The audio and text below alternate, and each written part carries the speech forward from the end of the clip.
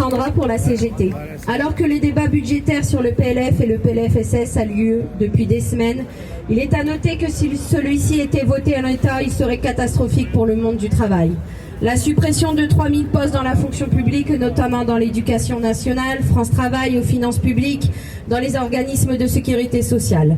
Le gel du salaire des agents et de la fonction publique qui a déjà baissé depuis 20 ans, de 23% en euros constants. La baisse des moyens des services publics, notamment des universités, des collectivités territoriales, de la culture, de la santé, de l'action sociale, ainsi que la baisse des dotations aux associations. La taxation des malades avec le doublement des franchises médicales qui pourrait atteindre 350 € par personne, l'augmentation des frais de complémentaires et l'explosion des dépassements d'honoraires. La limitation à 15 jours des arrêts maladie et à 4 mois des arrêts en accident du travail, maladie professionnelle, AT-MP. L'année blanche et le gel des pensions des retraites jusqu'en 2030, ainsi que toutes les prestations sociales, APL, allocations familiales, bourse étudiante, RSA. La baisse du budget des hôpitaux et des EHPAD, alors qu'ils sont déjà contraints de fermer de nombreux lits. Que le Premier ministre change ou non, Bayrou, le cornu, la politique de régression sociale continue, voire s'amplifie.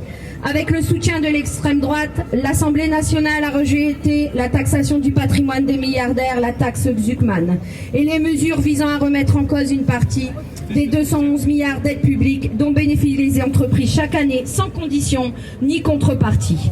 Dans le même temps, alors que les bénéfices des entreprises du CAC 40 atteignent des records, le patronat veut imposer le gel des pensions et des salaires et multiplie les licenciements. Il a bloqué l'augmentation des retraites complémentaires des salariés du privé et s'oppose à toutes les augmentations de salaire dans l'entreprise. Rien n'est joué. Partout, organisant des AG dans nos entreprises, sur nos territoires, avec les salariés, étudiants, retraités pour exiger un budget basé sur le progrès social. De l'argent, il y en a dans les poches des ultra-riches et du patronat.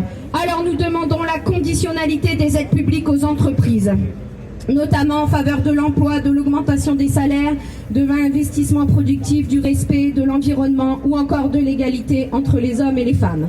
Suppression de la flat tax et alignement des revenus du capital sur ceux du travail, 2,2 milliards d'euros. Plus grande progressivité de l'impôt sur le revenu, 12 milliards d'euros. Taxe plancher de 2% sur les patrimoines supérieurs à 100 millions d'euros, 24 millions d'euros.